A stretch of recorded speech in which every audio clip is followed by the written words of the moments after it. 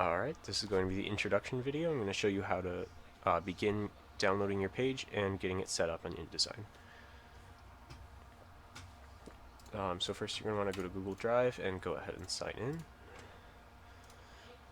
And what we're going to do here is go into the Central Times Google Drive.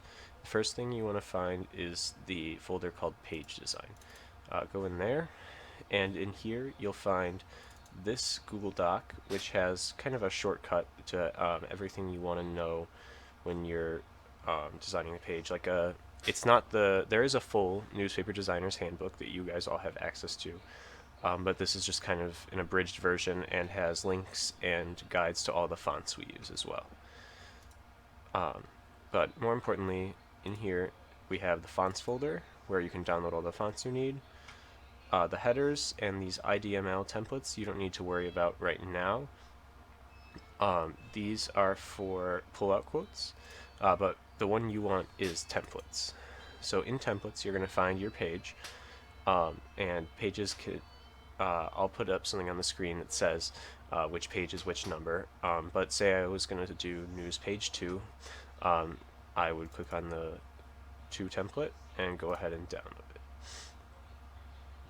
So once you download it, just save it wherever you'd like. I'm just going to save it to my desktop, and then you can go ahead and open it here. Now that's going to open it up here in InDesign.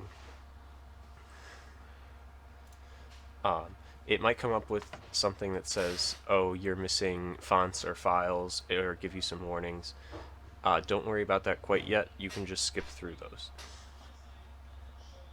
So to start, the first thing I always do is get mine into 100% zoom. And what that does is, at 100% zoom, whatever you see on the screen is exactly what the page is going to be in real life. So you can take a ruler and measure things out to make sure you have the right width. So I just go down to this bottom left here, and I would select 100% zoom. Now, the second thing you're going to want to do when you open up InDesign, if it's not already in this mode, you want to go to the top right here and click Essentials. This is the editing mode you're in, and by default InDesign puts you in Essentials. You always want to be in Advanced. And what that's going to do is open up this whole host of new options on the top and on the sides that you're going to end up using as you design the paper. The third thing you want to do is right click anywhere on this white page area, and you want to hit Display Performance and turn on High Quality Display. Now you'll notice the header up here just sharpened up. If I zoom in, if I go back to typical display, you'll see it's really fuzzy, and the way you fix that is you always want to be in High Quality Display so that it's going to show you the most crisp image, and that's going to sharpen up everything that's here. Now, if you didn't have those fonts that it gave you, the next thing you're going to want to do is head over to that same Google Drive folder, back in Page Design, Fonts, and you're going to go to the 00 download this folder. This folder here is going to contain all the fonts you should need. Minion Pro, which is your body text font, is already installed on every computer, so I shouldn't have to worry about that.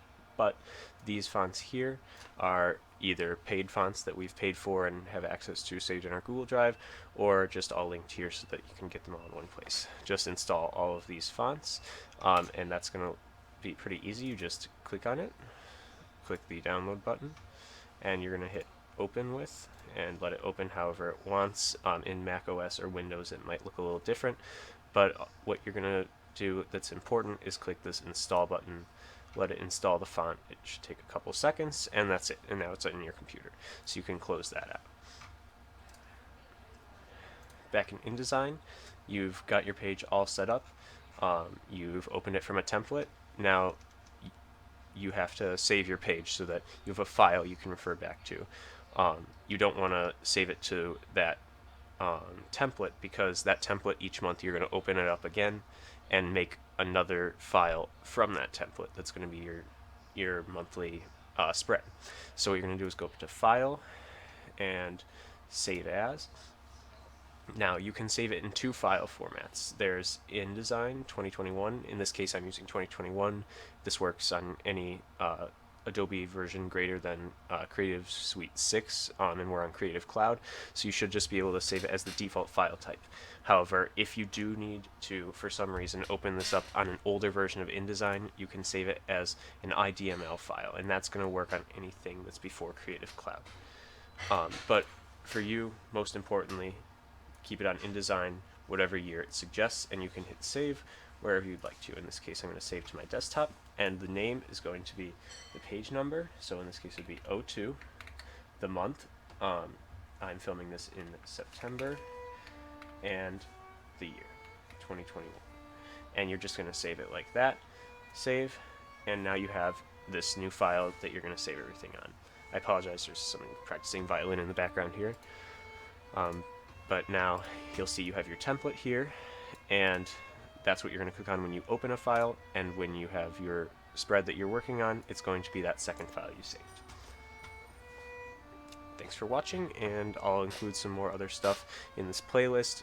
You can follow the whole thing all at once and try to go through it, or as you're designing, if you need you forgot something or you need to learn how to do something, I'll have it separated into different videos so you don't have to scrub through one giant video, and it's in a little more bite-sized chunks.